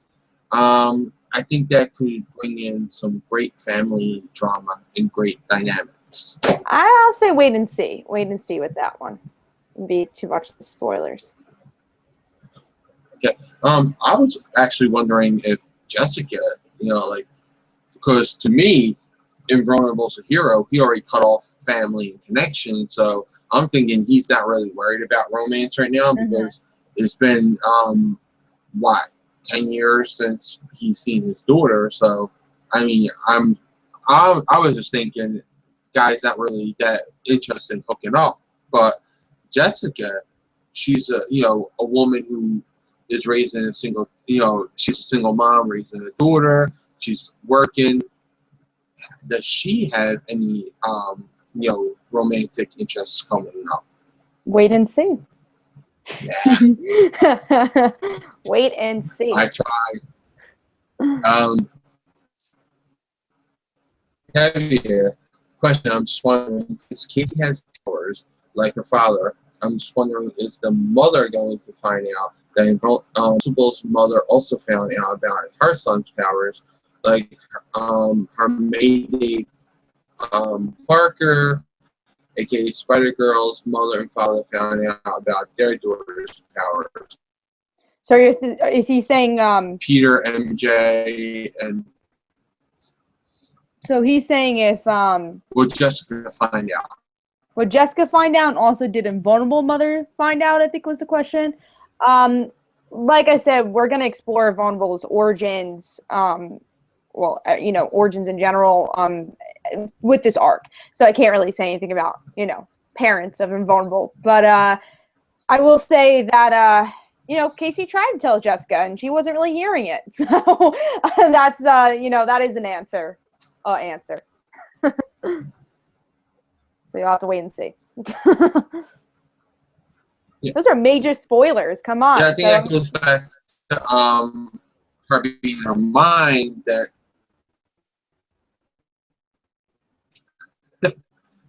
Jay paused out. World, she's trying to pay the bills on her own. So I said Jessica also has a lot going on. She's trying to pay bills, trying to do right for her daughter, and it's not always easy to get stuff like that out. Yeah, exactly.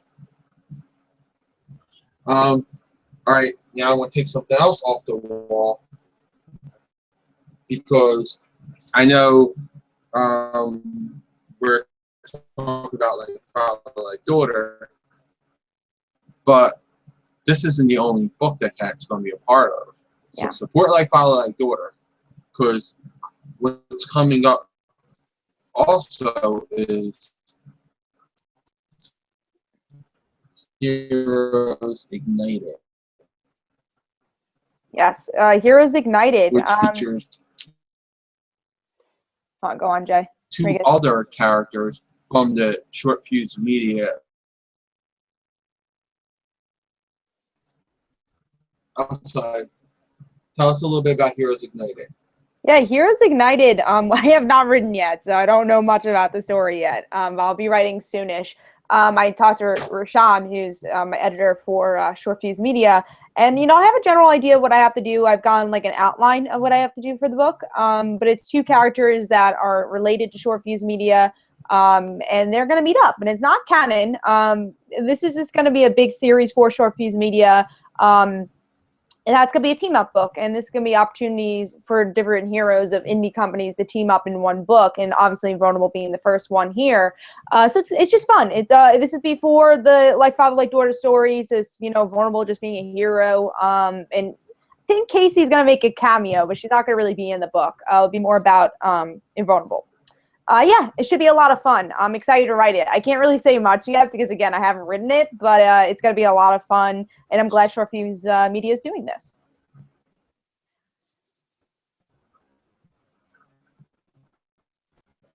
Yeah, so we'll see.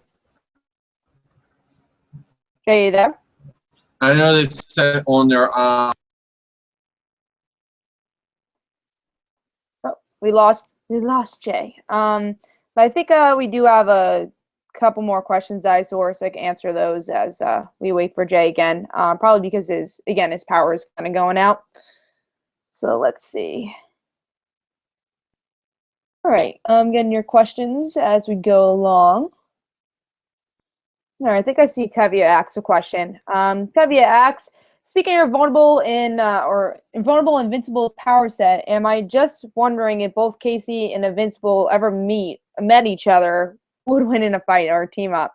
Go on. Oh, there we go. We got Jay, I think. Hold on. There we go. I think Jay's back. He's invisible. Jay's like technically back. I don't even think he knows he's back. Okay, but Jay did text me and he said we were talking about, oh yeah, Jay's back. Here we go. Yeah. I was like, he turned invisible. So Jay, if you want to talk about the 3 creators for a second, I'm gonna be back in 2 seconds, okay? Yeah.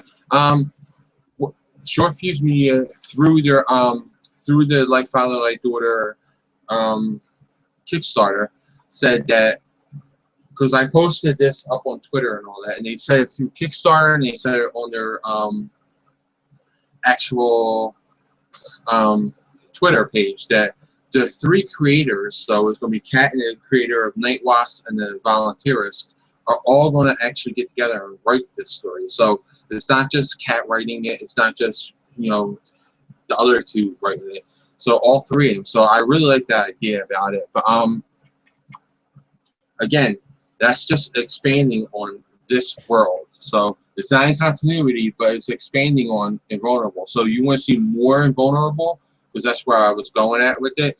A lot of people asked about Invulnerable. Mm-hmm. I want to know, do we get to see any more, like, I know you're still in the plotting out stages of it, but what more can we get from Invulnerable in this? Like, what more can you get? Are you going to go into any of his characters? It's just like, you know, splash, he's here. I think it's just going to be very fun. It's going to be like seeing these 3 people interact. Of course, you're going to get to see more of his personality, but it's definitely more of just a fun team-up book. You won't get more of, like, you know, you won't miss anything if you don't pick up this issue, but of course, pick up the issue and support it. Oh, yeah, definitely. And support this issue, too. Yes, of course. Just support everything. Support, you know, all the things I'm writing. Also, I'm writing dialogue for Short Fuse Media's Legacy Code, which supposedly their Kickstarter is going to be launched any day now. So support that too, because I wrote the dialogue for it. Yeah, so you want to support more of Kat, support the Legacy Code, support Like Father Like Daughter, and support Heroes Ignited. But all right, so issue 2 is already plotted out and written. Correct, Kat? Mm-hmm. Yep, issue 2 and 3. Okay, so will issue 2 and issue 3 follow the same formula as issue 1 with a book ending? Meaning that what happens in the beginning is going to be touched on in the end? No, it's not going to be kind of the same formula. Again, it'll be cliffhangers in the end, but it won't be like what happened in the beginning will happen in the end. Yeah. It won't be like that in the other issues. All right, cool. All right, and let's see, what else? How about, where can we find this at? I know you wrote the links in the description, but tell us a little bit about where you can find this at right now. Well, right now, again, we're working on Comixology to put it up there. So we're working on that. You could, again, support the Patreon page to get more, like Battle Like Daughter. But right now, there's a form that I can send you. It's also in the links where you could, you know, just use your PayPal, your credit card, or whatever to get an issue. So that's the place you could buy it right now. Also, again, Jim Hanley's comic books you could buy it at, and we're looking at more places to sell it. So it's been a process, but right now you could buy it with the form. That is in the comments right now, and will be in the description. Now, if I'm a retailer and I'm watching this, who can I contact to get a hold of this, to have it physically in my store? You know? Contact me. Of course, you can contact me on Twitter or YouTube, and we can make up a deal, which I have in the past, to put some comics in your store. All right, and Kat's Twitter is @ComicUno. You can contact her through, also right through her YouTube. There's a contact button on here to talk to her. Facebook like page also you could do. Facebook like page, yes. So, if you really want this in your store, which, good thing, Support the small guys, because the small guys are what builds up to the big guys. You know, every time Jeff Johns had his start somewhere, Brian Michael Bendis had his start somewhere. Pat is getting her start now. So support the little guy, because one day, you know. So let's see. What else would you like anybody to know about Like Father, Like Daughter? You know, I feel like I've said a lot about the book, but you know, again, it's very much a grounded book, with superpowers and superheroes. You know, what I always describe about comics when I want someone to be interested in it, I say that comic books are just regular stories with the heightened fact of superpowers. And that's what I really want to highlight with Like Father, Like Daughter, and hopefully I did. So yeah, and again, go support the book. That's the way we could get more issue 2. Let Short Fuse Media, you want, let them know that you want more. Yeah, and just spread the word. That'll really help getting issue 2 as quickly as possible. Yeah. So if anybody wants to do this, you can. I want to throw an idea out there. In the description, there's a link for the forum. How about copy pasting that into your Twitter, your Facebook? Yeah. Spread the word. Spread the word. You know, I'm going to do that right after the show. I'm going to take it. I'm going to post it onto Frontline's Twitter, my Twitter, Comic Book Theater, and the Facebook pages of both of those. So I'm going to try to help Kat out. If everybody else can do that, that'll be awesome. If you see it, like it, share it, retweet it, you know, do all that cool stuff. Let's see if we have any more comments. Yeah, let's see. I think we got one from Comic Book Fan 1992, which was like on the bottom though, so I just copied and pasted it. All right. I also have another one from Tevia, and it says, speaking of Invulnerable and Invincible's power set, I'm just wondering if both Casey and Invincible ever met each other, who would win in a fight or a team up? Just wondering. I don't know. I don't know who would win. I mean, as of right now, Casey doesn't really know much about her powers, so it would be an unfair advantage for Invincible. So I guess Invincible would win right now. Okay, can you repaste that question up there? Mm-hmm. Oh yeah, yeah. Maybe when you're jumped off. Yeah. Let me repaste it. There you go.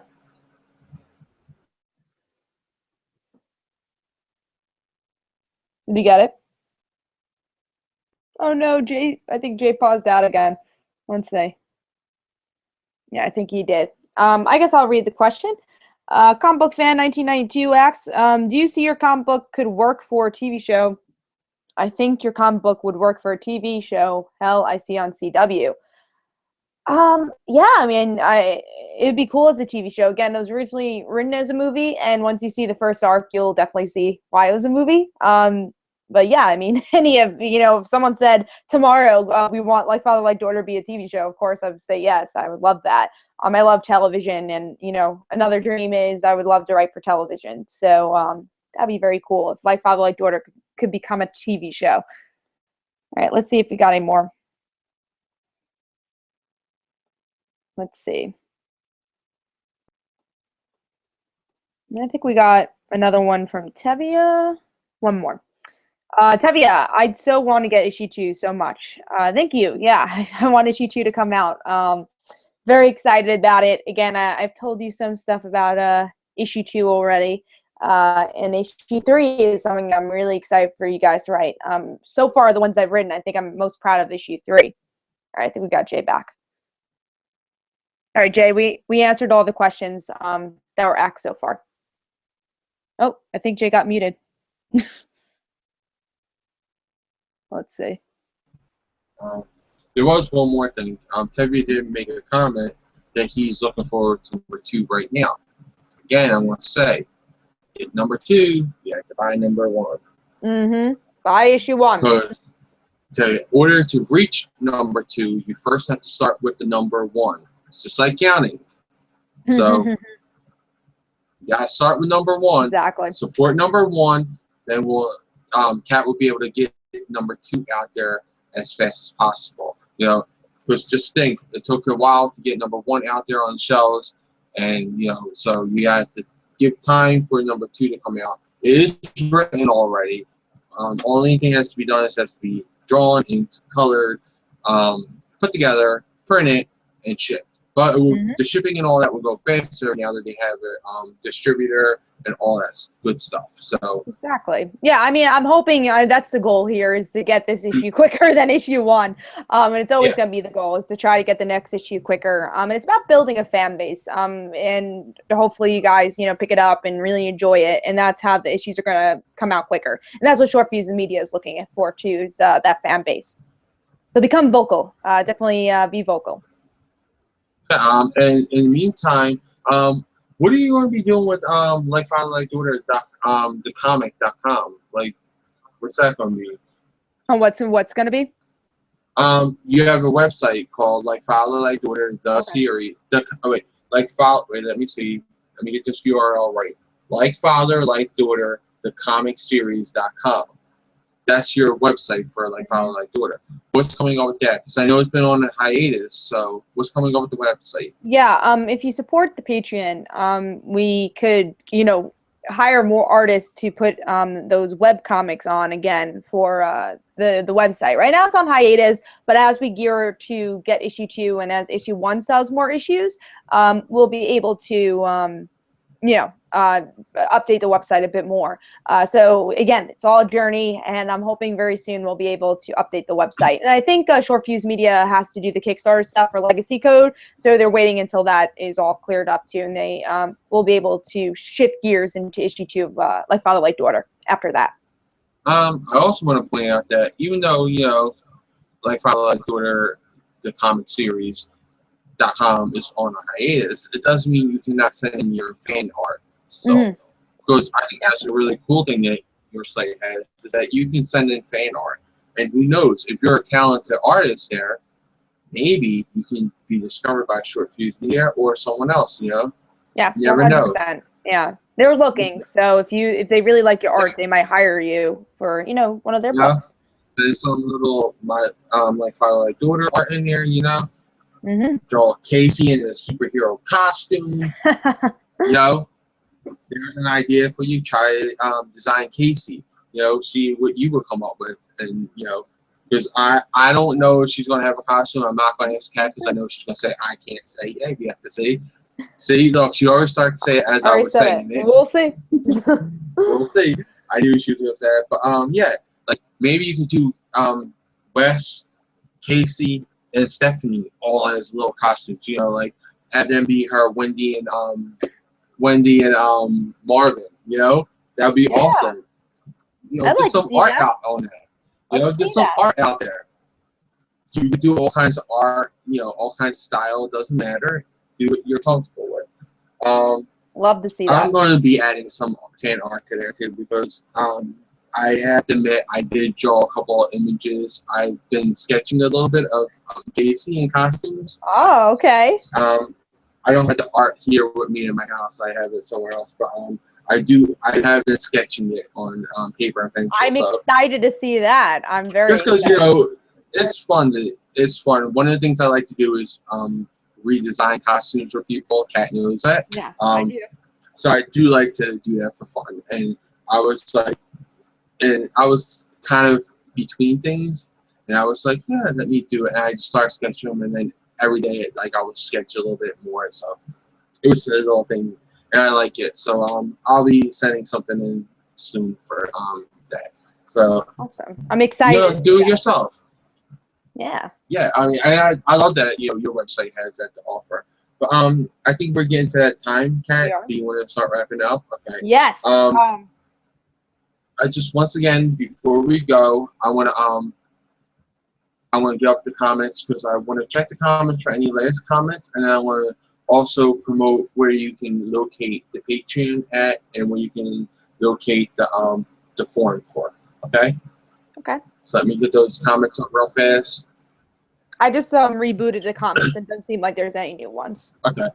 So in the comments there's a link to the forum where you can check out and get the comic book. You can go there, you buy it. How much is the comic book if I was to buy it, Kat? I know it's like $10 for it signed. I think it's like $5 for print. Let me make sure. I don't want to give you the wrong information. It is $1 for digital, $3 for printed, and $10 for a signed. That's not bad. I mean, you know, heck, Marvel sells digital. I mean, a variant cover for $14, and it's nothing different about it, and it's just a cover. You're getting signature here, you know. So that's pretty cool for $10. Yeah. So let me see. I'm gonna go to top comments. All right. These are the links that you can go to. It's right in the comment section. Kat put them there. There's a Patreon page, so you go with Patreon, and you can support the actual book. Yeah, this will you get cool things like Kat, what are some of the things that you can get? I know there's script ideas, right? There's like script pages or something like that. Yeah, those are the ones I know about. Is that you get script pages. I haven't seen the page in a while, but I know script pages is one of them. Like future ideas that I have before anyone else gets it. So those are like some of the things you can get. I have to look back exactly all of them. Yeah. I'm gonna go to our Patreon right now, which is patreon.com/like father like daughter. So you can go there and check that out. There's already some patrons on there. Some of the familiar names from Comic Frontline audience are signed up to support Kat, and that's really great to see. Yeah, that's very cool. So let me see, because I want to give some of this information out there as an incentive of why you should be a patron. Now, for those who don't know, Kat, what exactly is Patreon? It's a way to support the comic monthly, especially since we don't release the book monthly.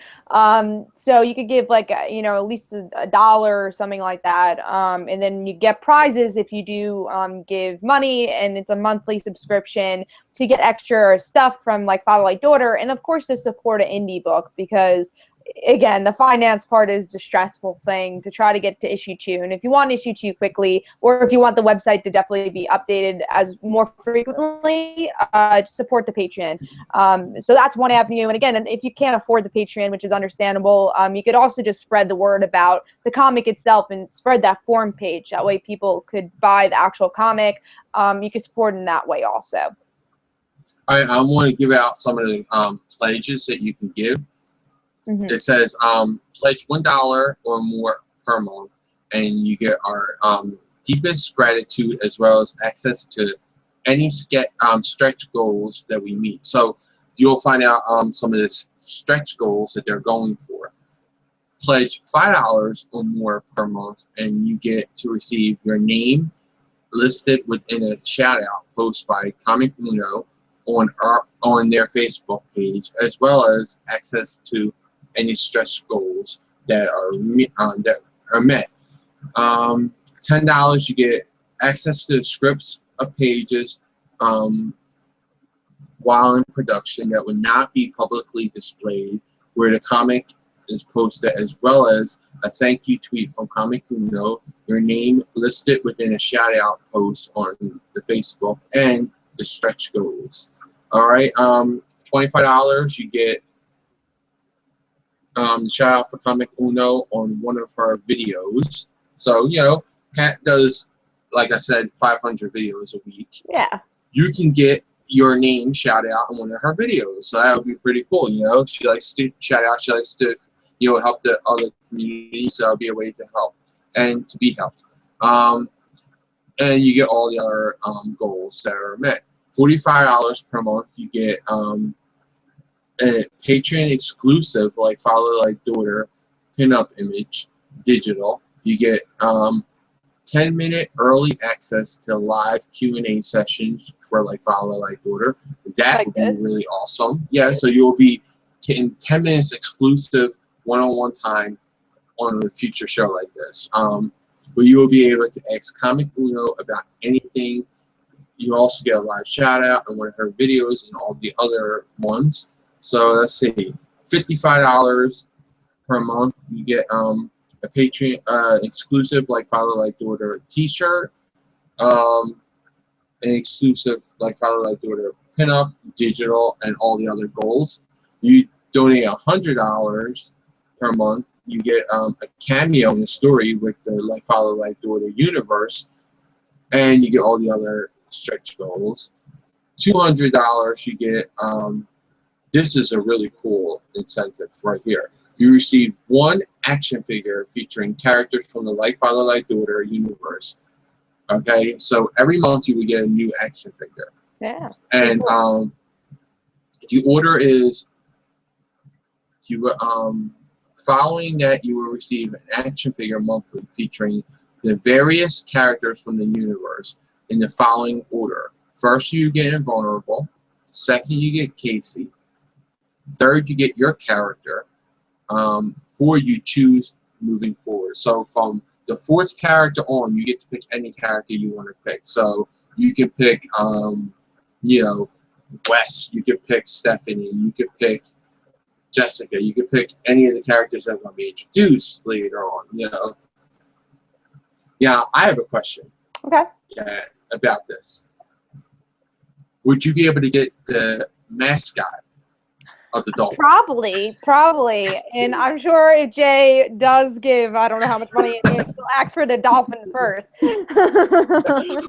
Or, you know, I was, we asked them in a previous Q&A, and they said they might do that also with the little chibi. Yeah. Chibi. Chibi, yeah, I'm sorry. I always pronounce that wrong. It's chibi. So yeah, so that's the Patreon page, and like again, it's patreon.com like father like daughter. Go on comicfrontline.com. You'll see it right on the right hand side on the scroll bar down on the side. Click it, support it, help it. Issue number 1 gives you issue number 2. So 1 comes first, 2 comes second. Yeah, okay? go check all those stuff out. Yeah. So I'm gonna hand it back over to Kat, and again, copy those links that Kat posted in the comments. Post them on your Twitter, your Facebook, your any of those other sites. I forget them all because they're all so much alike. But post them everywhere. Spam them everywhere. Tell everyone about like follow like daughter. Make a trend. But yeah, thank you guys for watching and supporting the book. We'll definitely have another Q&A like this very soon. And of course, I want to thank Jay for moderating this and supporting the book and doing all this. So thank you so much, Jay. Buy me. Buy me. Buy me. So even the comic wants to be bought. So go buy it. So thank you guys so much. We'll have this another one soon. And as we've been saying, buy the book, support the book. That way we get to issue 2 as quickly as possible. And even Jay has the official backer shirt, so you can buy that on on the forum. So go check that all out. Yeah. So yeah, thank you guys. Thank you so much again. Thank you, Jay, who moderated. And this was a lot of fun. And hopefully I'll have a 7,000 Q&A soon, because I see that I hit 7,000 again right now. Oh, no, 6,099. I keep going back and forth. Come on, guys. Yeah, so hopefully soon I'll have a 7,000 subscriber live Q&A, so you can ask me anything there. So thank you so much. This is Comic Uno, like father, like daughter, and see ya.